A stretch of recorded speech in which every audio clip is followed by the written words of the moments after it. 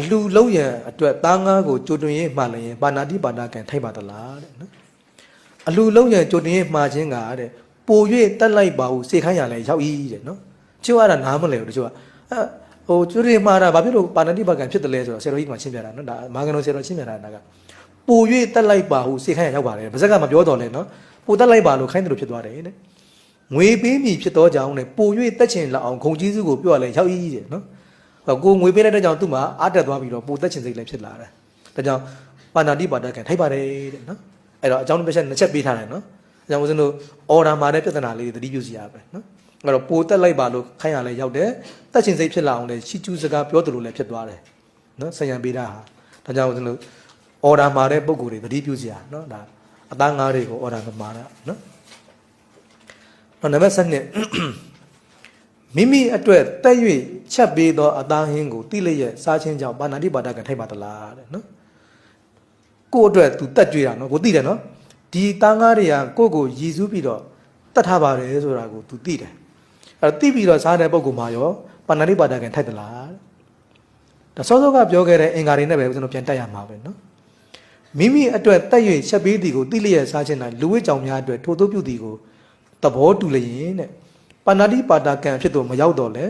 သဘောတူချင်းကြောင့်ပါဏာတိပါဒဒုစရိုက်မကောင်းမှုဖြစ်၏တဲ့ခုနကဦးဇင်းတို့၄ချက်လေပါဏာတိပါဒ၄ချက်ရှိတာတုတ်တံမှာဟောထားတာပေါ့နော်တုတ်တံမှာဟောထားတာကိုယ်တိုင်တတ်တယ်သူများကိုခိုင်းတယ်စီမွန်စကားပြောတယ်နောက်တစ်ခါသဘောတူတယ်အဲ့တော့ဒါသဘောတူတဲ့သဘောထဲမှာပါသွားတာနံပါတ်၄ထဲမှာပါသွားတယ်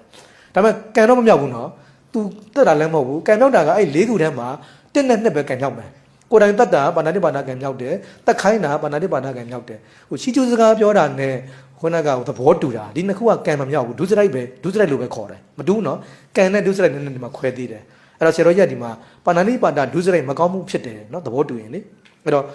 ကိုယ့်တဲ့ရည်စူးပြီးတတ်ထိုင်လူတွေလည်းမစားသင့်ဘူးနော်ဘုန်းကြီးမှဆိုရင်ဝီရင်တိတိကျကျရှိတယ်ဒါဥဒိဋ္ဌမှန်တာ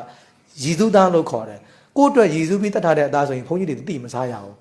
လူတွေလည်းဒါဒီမှာဒီတိုင်းဆိုရင်မစားသင့်ဘူးနော်လူတွေလည်းကိုယ့်အတွက်ရည်စူးတိုင်းဆိုမစားသင့်ဘူးပါဏာတိပါဒကံမဟုတ်တော့လေပါဏာတိပါဒဒုစရိုက်တော့ဖြစ်တယ်နော်ယဟန်တော်များကထိုသို့သိလျက်စားလျင်အာဘယ်လဲသင့်သည်